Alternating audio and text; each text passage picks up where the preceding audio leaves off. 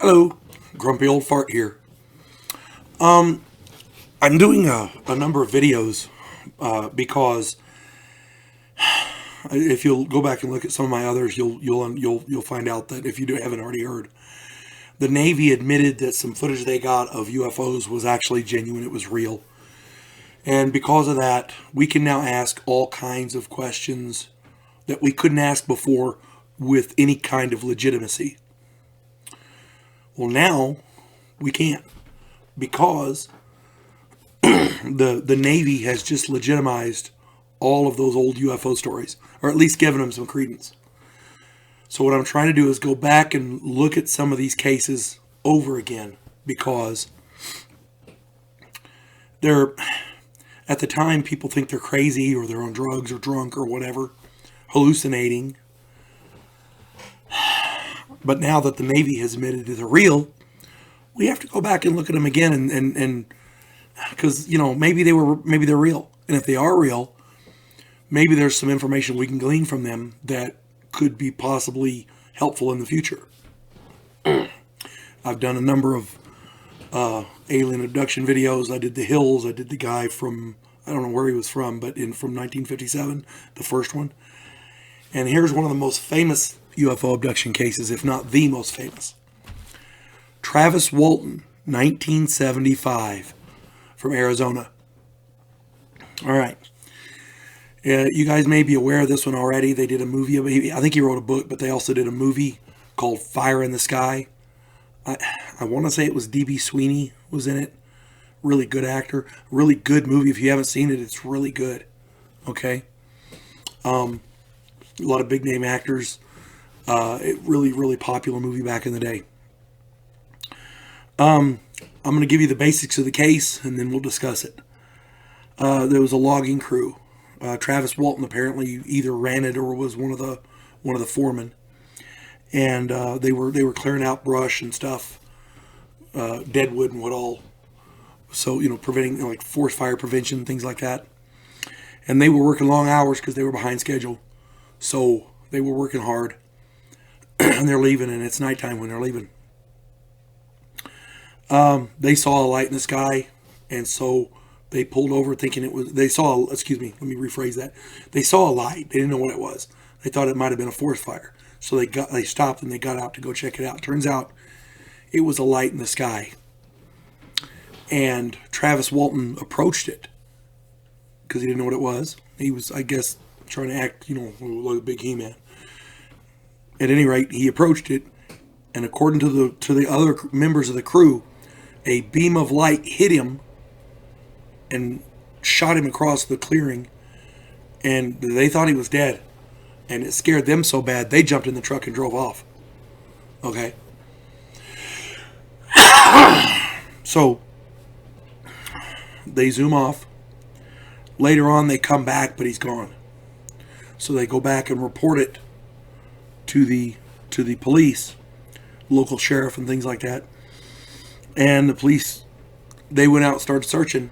And because of a lack of physical evidence, they thought maybe something happened and the crew was covering it up. Maybe he got killed or they killed him or something. They became prime suspects in his disappearance. So he was gone, and they were looking for him. Now,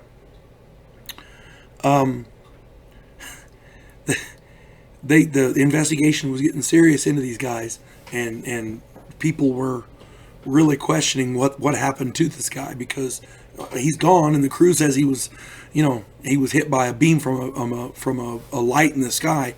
I don't know if they were actually using the term spaceship or aliens, but I don't know.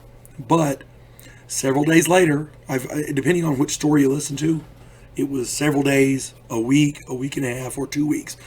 So, the story has been told and retold, and every time you tell it, things change, and so you're not sure exactly what did happen. What we do know is they got a phone call from him, and they went to pick him up. I distinctly remember in the movie, he was naked and hiding in a rainstorm.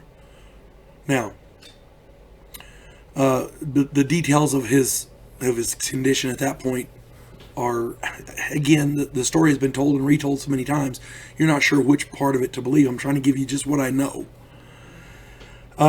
According to him, he was examined by these aliens. There were a number of the most of the aliens were these little gray dudes that they talk about, what they call the alien grays. They're your standard Roswell alien looking dudes. And but according to him, there were also male and female humanoid aliens on board. So the crew to date has stuck to their story. They're not wavering. They're saying this is what happened. And lie detector tests have not, as far as I know, have not disproven their case. You know, they're now. In all fairness, I have to say this: they were behind. The logging crew was behind on its work, and because of this incident, they were granted an extension on their contract. So I don't know if it got them any more money or not, but it definitely got them more time. So, you know, in all fairness, I have to say that. Now, that being said, if they're faking it, they took that hoax a little too far, because a lot of them could have been seriously prosecuted for this. They were looked at as suspects in a man's disappearance. If for whatever reason he hadn't shown up, or if it went much longer, they could have been. I mean, the judicial process could have stepped in and taken these guys in and tried them. So, again, if this was a hoax, they took it a little too far. As far as I know, nobody has gotten any monetary. I think maybe Travis Walton wrote a book and he might have made some money off of it. And I know they made a movie off of it, so I'm saying he might have made some money off of that. But the rest of the crew, as far as I know, they're not making no money off of it. And to this day, they stuck to their story, and nobody has been able to disprove it.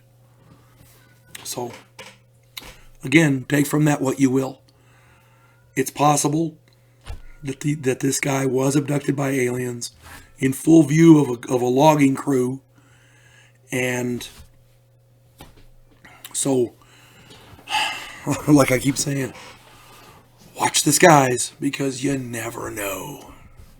You folks have a good day. God bless one and all.